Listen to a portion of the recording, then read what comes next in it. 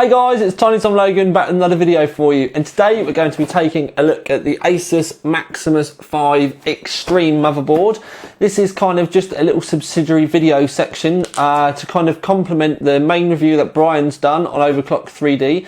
Brian's done the Extreme and the Formula, although the review is going to be going up separately, but obviously I've had the privilege of reading them already, so I'm going to be able to pass on the thoughts and compare the two boards from kind of my perspective. Obviously I've had to play with them as well. But yeah, Brian's done the main two videos. What we're going to do is we're going to take a good look at the board, what's in the packaging, you know, all the kind of stuff that's in the box. Move on then to a good look at the BIOS, and then we'll have a good old chit chat about performance, and then obviously a conclusion right at the very end. But it's now time for me to grab my trusty remote, stop talking. Right then guys and girlies, to make a change, we are in the light tent. So that we can have a good look around the board. So we're going to have some dodgy tripod moments, as the tripod jitters, but I do apologise because it's my mum's old one and I love it, so you're going to have to put up with it. Anyway, obviously Maximus 5 Extreme. So what we will do is we will start at the top of the board, and oh, flipping Nora, da, da, da, that's camera, not the tripod. So we will start at the top of the board and we'll work our way down. Top left, power, obviously 8-pin. We would expect an 8-pin up there for normal EPS 12 volt power, but there's only a 4 to the side of it. Now, I don't know about you, I would have kind of expected another 8, but we do know that the Ivy Bridge processors use a lot less power than the processors previously. I do just think that it would look strange with just a 4-pin up there though, because obviously you're going to have to split the other 4-pin off, because they're normally 4 plus 4, so you're going to have half a cable kind of dangling around. I think that it would have just made more sense to have just had a whole connector up there, personally. Now, next thing, coming down ever so slightly to the left, this is a DisplayPort adapter, so that's actually for video, but also for Thunderbolt. But we'll talk about that when we get around to the back panel. But just below it, here, you can see that there is a selection of pins, and this is for this little gizmo. You can see that we've got the adapter at the bottom there. That's where the pins go in. Hopefully it'll focus in. Put it over it. There we go. Right, so that goes in there. So it stands. Oh, there we go. So it stands on there like that. Now, there is a screw on the bottom, just here, which you have to screw into the motherboard. The best thing I can say really is, if you're going to use it, get it screwed into the motherboard before you fit it. But for people with, if you imagine when it's screwed in at the top there, this basically has got an M-SATA port here, so you can put those little really miniature SSDs in, which you can use for like the caching for your hard drives and stuff like that. You know, the Intel Smart Cache software. So you can use that for that, and it's got a little clip rather that you can basically put it in and then clip it all down so it holds it all in. Lovely. So we've got that, but on the other side it's also got a wireless card. And that's on an M-SATA as well, sorry, a mini PCIe. So we've got that in there, and that's got the wireless card in. And if you see those little oh, there we go.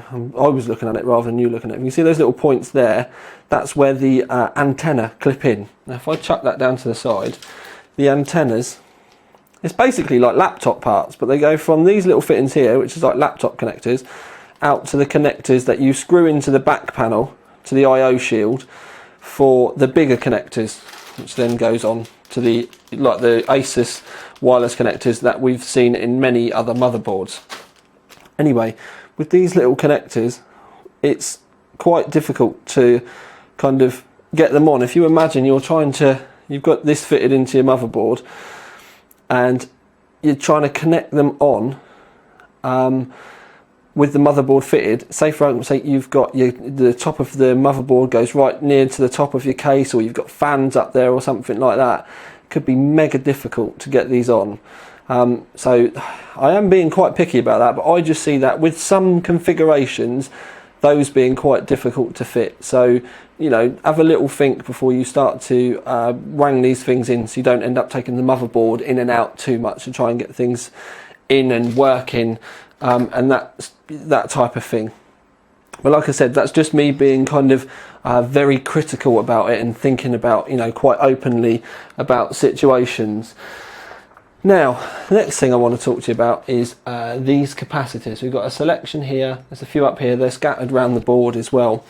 Now these are apparently a component innovation, and they're more, the black capacitors, as they're calling them, are more tolerant to extreme high and low temperatures. So not only when they get really hot through overclocking, you know, high system temperatures, stuff like that, but also they're better for really low temperatures, so people that end up freezing the boards as well.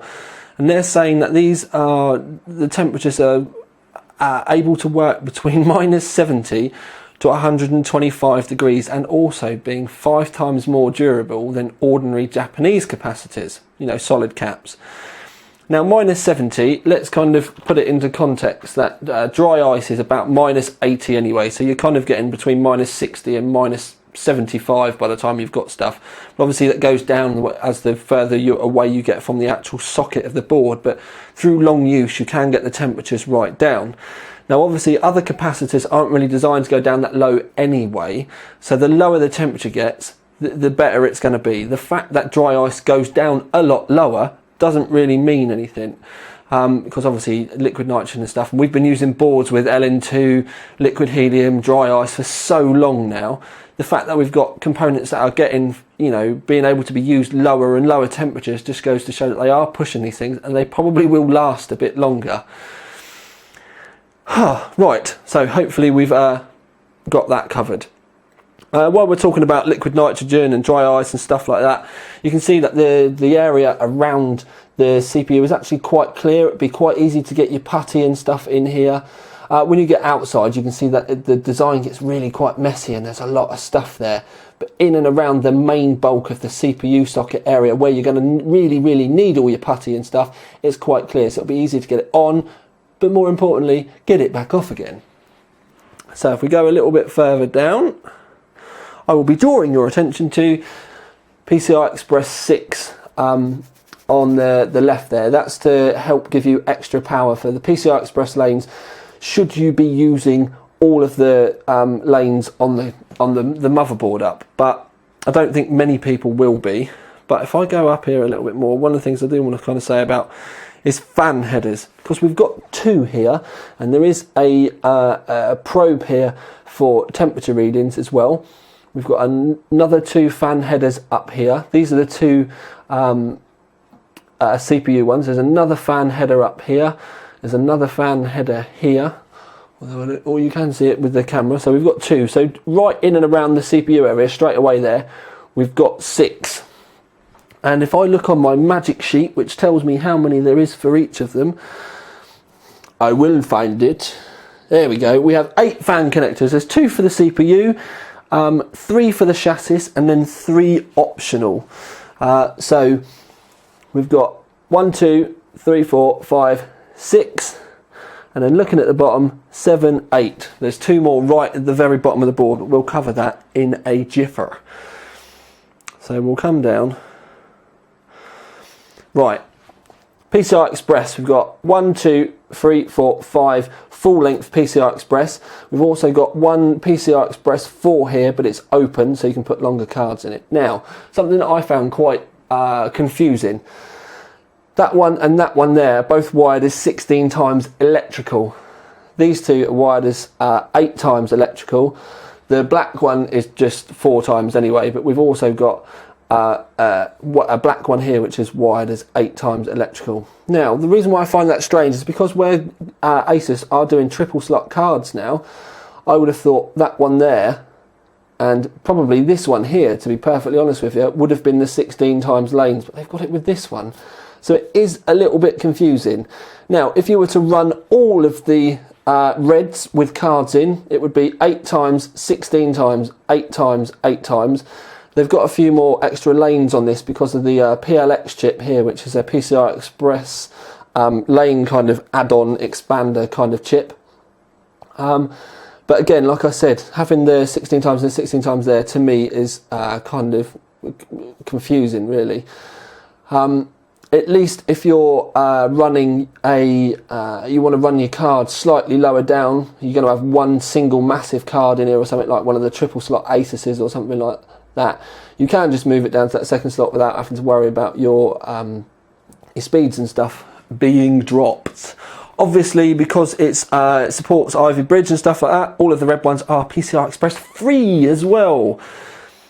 So large kind of simple heatsink there covering the chipset, but we won't go in too much into that, so that's all right. So what we'll do is we'll go a little bit down towards the bottom, and we will look here. We've got an eSATA 3G connector there. Then we've got 2 internal USBs, and we've also got an internal USB 3. The kind of outputs for the front panel with all your LEDs and your switches and stuff like that are just here. Normal kind of Asus layout. You don't even really need to look at the thing underneath now. I know where they all are. And then we've got a BIOS switch there, because you can switch between the BIOS, because just here you can see there are 2 BIOS chips, and these are actually removable as well, which is actually quite good.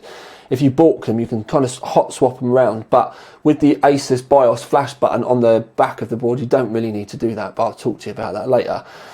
This little connection here is for some sub-zero temperature monitoring points, and you've got 2 connections in the side, so that's that. Then we've got 6 SATA 3 connections there, and then a couple of SATA 2s, SATA 6G and SATA 3G, so yeah, 3 gig and 6 gig.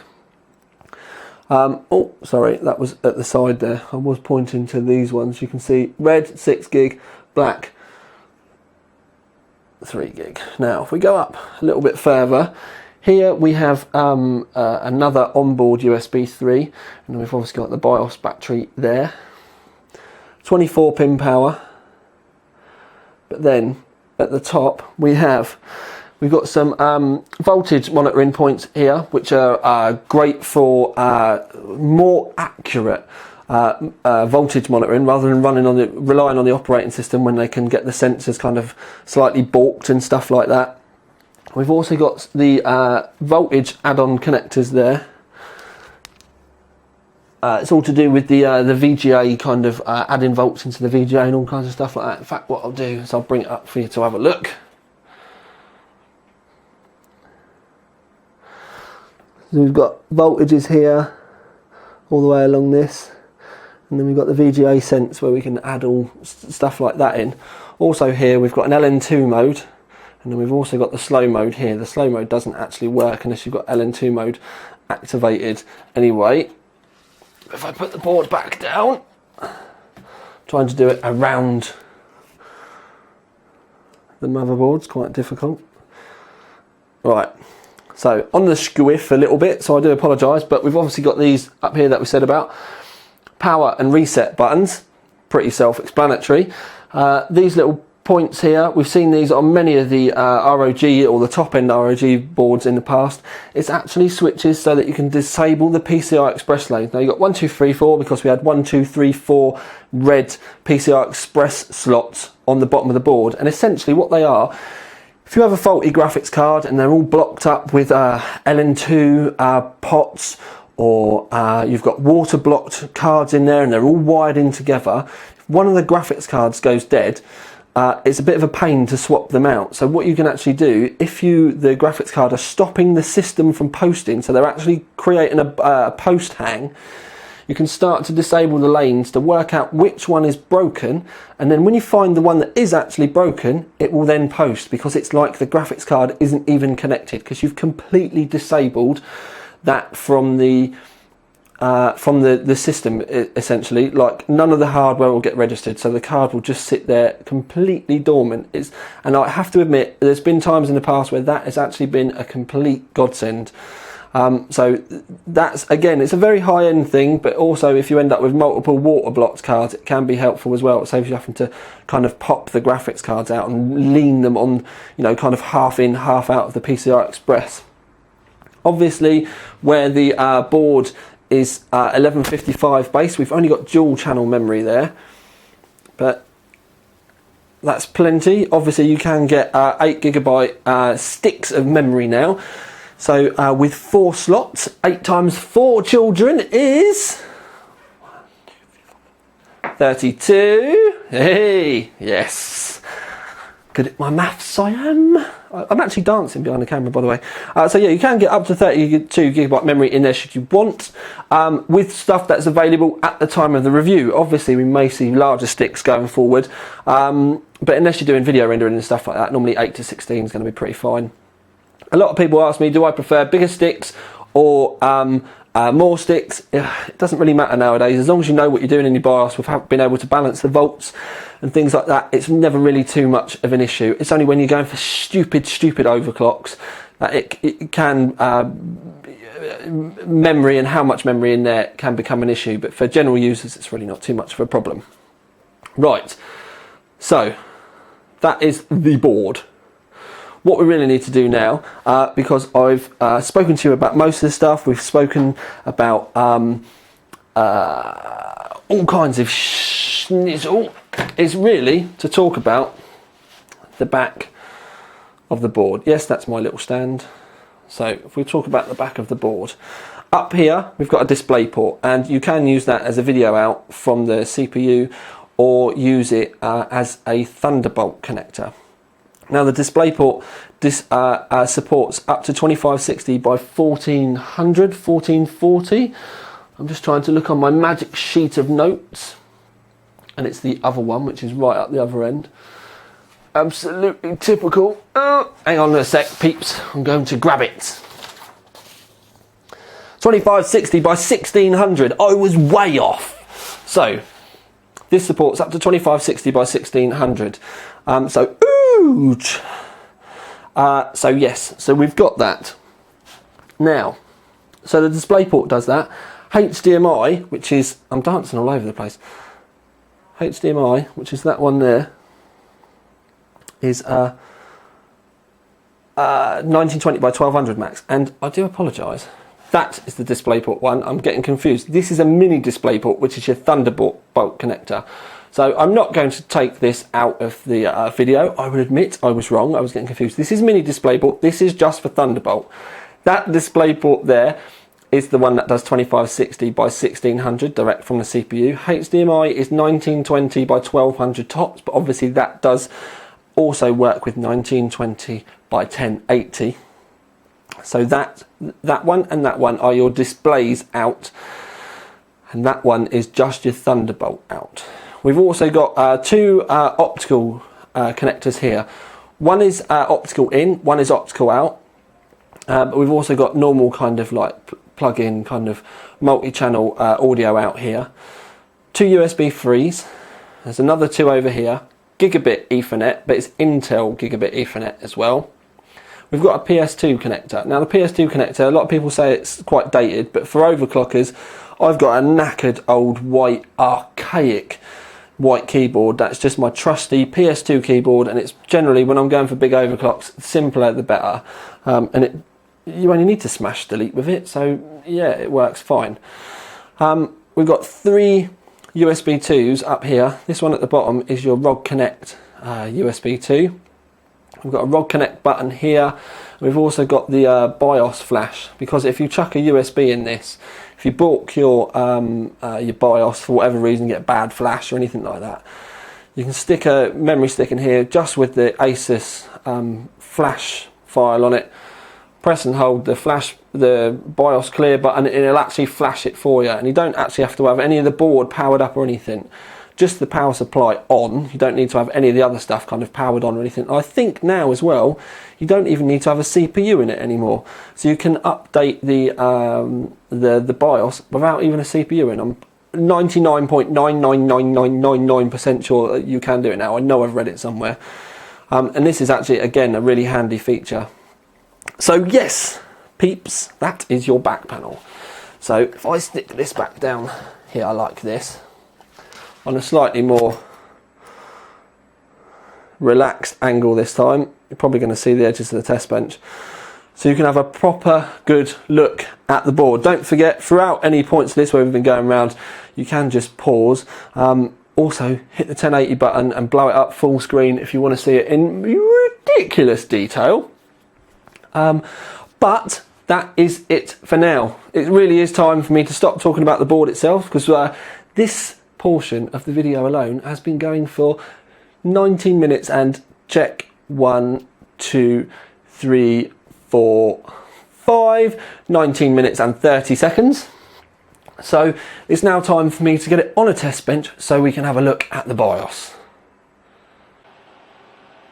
Right then, peeps, time for a look around the rig, test rig anyway. Right, so Maximus 5 Extreme obviously underneath. Using a H100 with some of the Corsair static pressure fans, Corsair GTX 8 memory. We've got 7970 in there at the minute, running it off of an AX 1200 watt with the individually braided cables, and a 256 gigabyte solid state drive. As you can see, with it all kind of, let me do this so I can actually see as I lift the camera up. All looks kind of tidy in there. I've not got a lot dangling off of it really. There we go, that's a good look at the system. We've obviously not bothered with the overclock key or anything like that, because we've covered that a million times before. But there we go, that's the system that we're going to be playing around with today.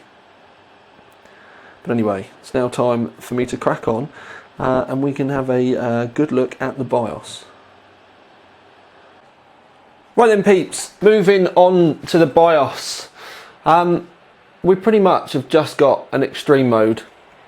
You have to manually select the easy mode if you want to use it, but it normally just starts up straight away into the advanced mode, which, let's face it, if you're buying this board, it's where you're going to want to be anyway. So first section, extreme tweaker. There are overclock profiles, but to be perfectly honest with you, again, overclock profiles, if you've spent this money on this board, you're going to skip straight past them, and you're going to want to go into the rest of it. There is CPU level up that you can go into. Again, we've not really kind of used this because we prefer to do everything manually, but anyway, so go into the AI overclock tuner. We want to go into manual. It does make some changes straight away. Base clock with Ivy, as with Sandy Bridge, wouldn't really bother with trying to play with. It's just not worth it, and it messes up all the tie-ins for your memory dividers and stuff like that. Turbo ratio. It's kind of all pretty self-explanatory. I don't want to turn this into an overclocking guide, because there's far too much else that I need to say if we were going to go down that way, and it does get massively complicated, and I'd also end up turning the comments off on the videos as well because of all the questions. Plenty of options down there: PAL, over voltage, bus speed, DRAM ratio mode. That's basically your tie-ins for the memory speed and stuff like that. If you have a look down here, it's changed on 1400 straight away. So let's put it up to something that you would be used to. So 2000 megahertz, that's your 100 tie-in. If we change it down, then we can go up, and you can see it's changed again. You've now not got 20 watt, you've now not got 2000, you've got 2133, 2400.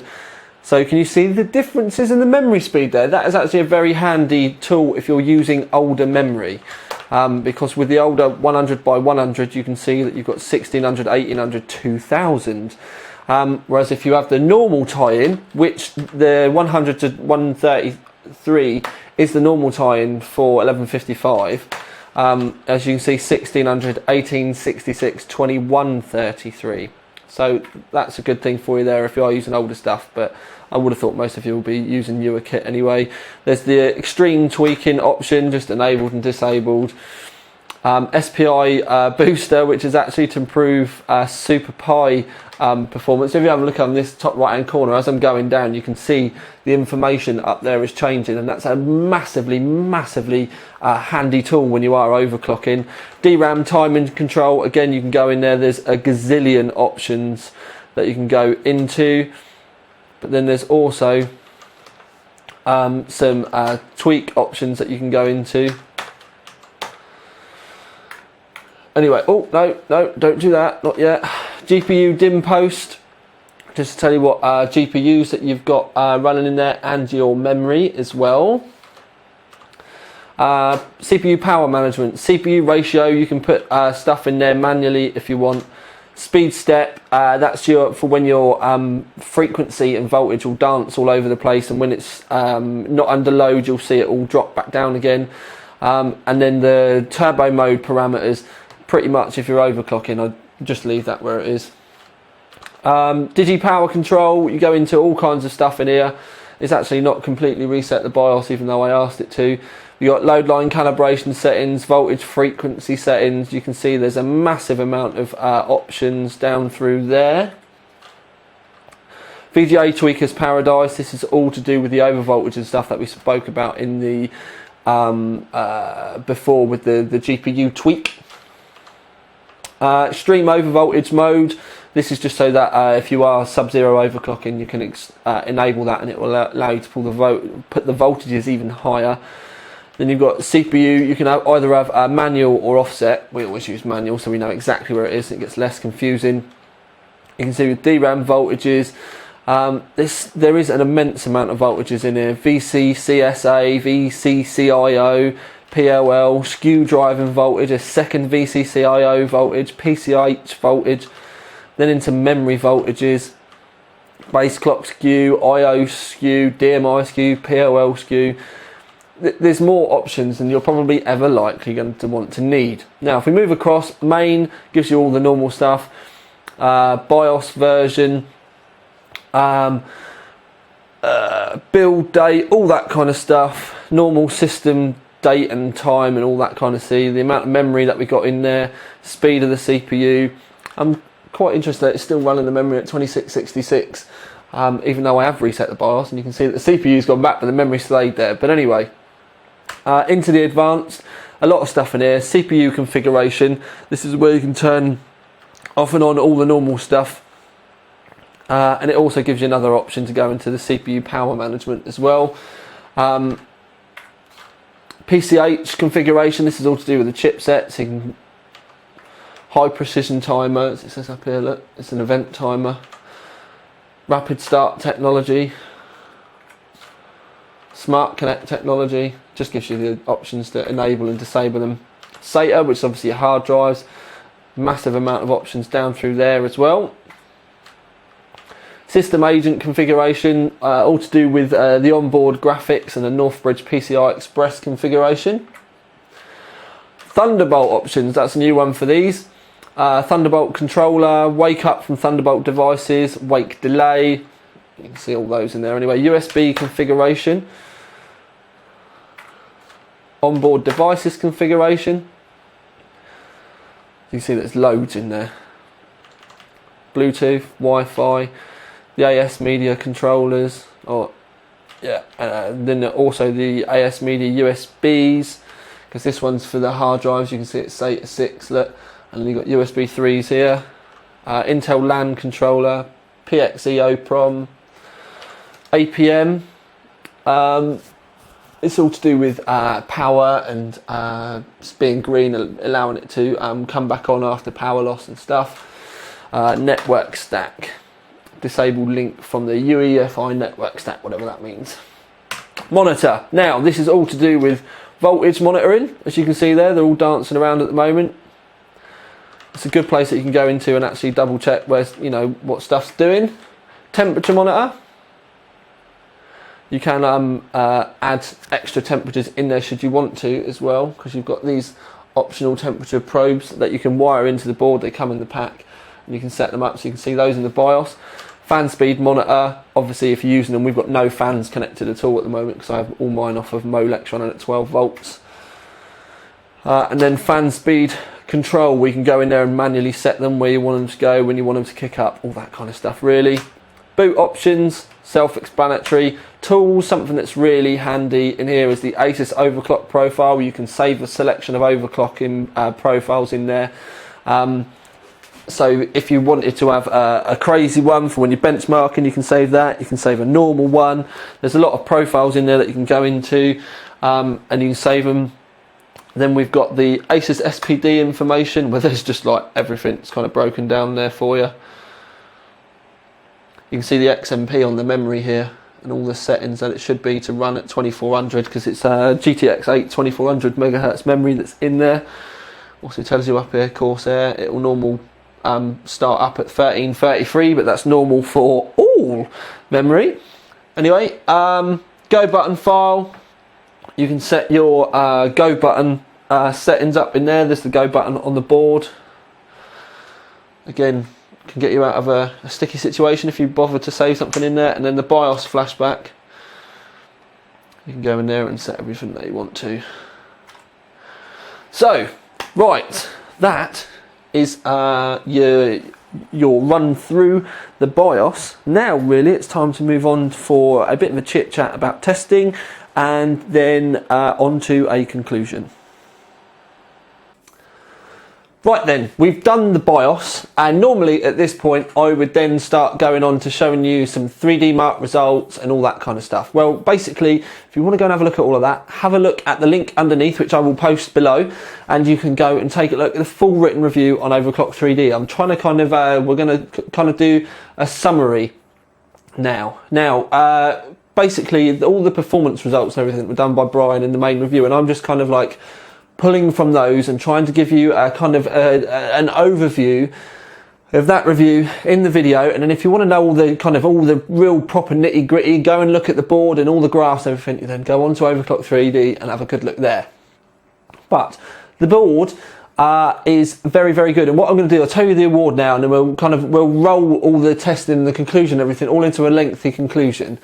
So we're going to give it the Overclock 3D Performance Award. Now, we gave it performance rather than gold because the price is still fairly high there. We're kind of expecting this to come in above the £300 mark, wouldn't blink at 350, but we think it's going to hover around the £300 mark.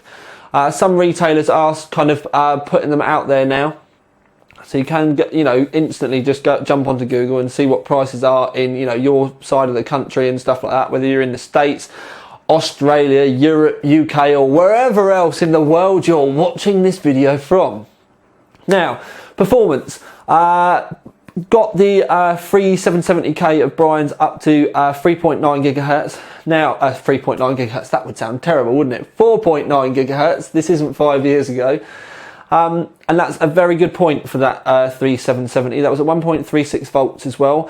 Board kept it nice and stable. Just to kind of chuck in a comparison with the formula there, the formula couldn't quite keep it stable at 4.9, but 4.8 it was absolutely perfectly fine at 24/7 kind of stability. You could leave it just going forever. So 100 megahertz difference between the two boards there.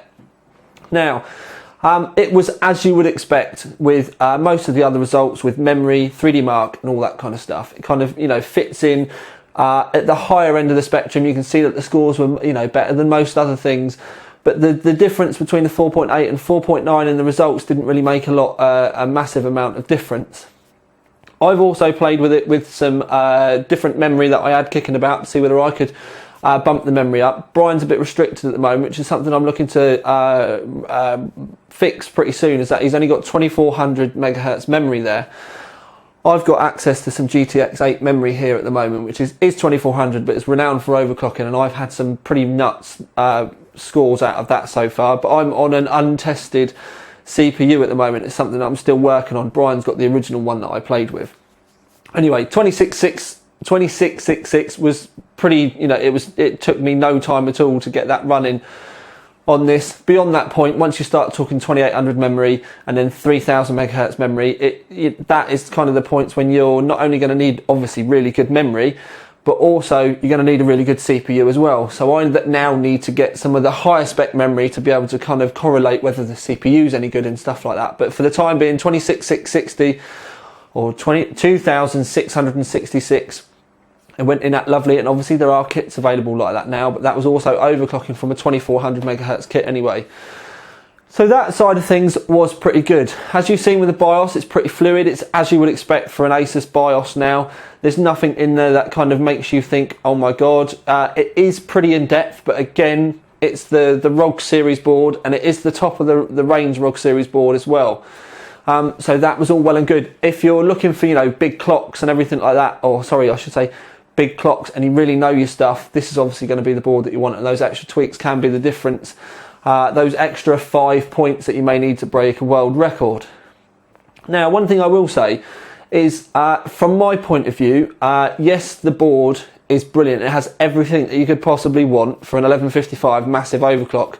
It's obviously got the LN2 mode and all the every kind of tweak possible that you could want, and you could freeze it really, really easily.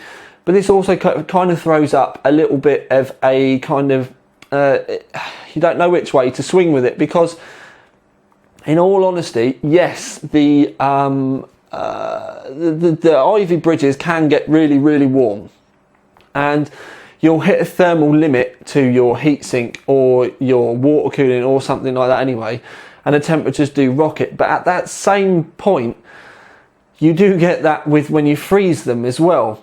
And essentially, it's not so much a cooling problem, it's more of an actual processor problem. Whereas with like Sandy Bridge previously, with a decent water cooling system, you could get, you could max the chips out. They hit their limits and then they hit a wall hard.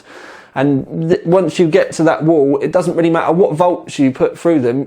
Unless you've got a dream chip, you can't really push much further past it. Ivy Bridge is exactly the same. So having all the tweaks and everything available for a proper, ridiculous high-end overclocker, that is all well and good, but generally you don't really need LN2 cooling to get the best from the chips in the first place. Like I said, you may, get a dream chip and you can keep pushing them, and obviously then as the volts go up, you will need this stuff. But those chips are so few and far between compared to where they may have been with like the 1366 chips and the 1156 chips and stuff like that. The 1155s are a little bit different. They're so well made, but you've not got that kind of extreme difference from this one's not a very good one to this one's an epic one. Once you get the ones that will do the 55, 56, 57 multipliers, again, it's not a case of how much voltage you stupidly need to put through them. It's just finding one that'll actually do it. So the tweaks are there should you need them. For an average user, the Maximus is probably going to be overkill. You've obviously got the fact that you can put 4 graphics cards on it. The Formula hasn't. But again, you're not really going to be running quad SLI on, or quad crossfire or something like that on a 1155 chip. I would have thought most people would have been moving on to the like the 2011s and maybe putting a 3930K with it or something like that. And obviously, those extra cores may not make a massive difference in the games, but when you're using it for other things, it certainly might do. Also, 4 cards really it's a benchmark thing. It's not a gaming thing. 2 690s or 4 680s or 4 7970s, as I've proven in massive videos in the past. A lot of games actually start to play worse when you kind of use all those 4 slots. So that's kind of another hint that this really is just a benchmarking board. When you're thinking about populating all those cards, that's not for the average user. It's just a benchmark thing. Most games don't like it. So we are kind of I'm giving you more of a kind of a much bigger look at the board rather than, just specifics. I'm trying to explain things as I normally do. So the thing is with this board, it is going to be a lot of money. And if you do need the absolute best, do you know what I mean, for in your spec list, like bragging rights, EPing, whatever you want to call it, obviously the Maxi 5 with the 3770K is going to be an amazing thing for you to be able to shout about. I actually prefer the look of the Maxi 5 to the Maxi Formula. I don't like the water cooling barbs on the Maxi Formula. I think they look a little bit out of place. I can understand why they were there, but if you're not going to be water cooling them, I don't think it looks particularly nice. I think they could have tried to have covered them up a little bit better. I do prefer the layout on this board as well. The extra kind of difference in the overclocks I would put down to just the Maxi 5 has probably got a cleaner power delivery. But other than that, there's not a massive amount between them when it comes to actually just looking at the scores. If you run the 2 boards side by side with the same board, with the same RAM, all the same specs and the same overclock on them, you wouldn't be able to pick the 2 apart. The differences between the 2 will just be normal kind of tolerances between tests. So it all comes down to personal preference, really.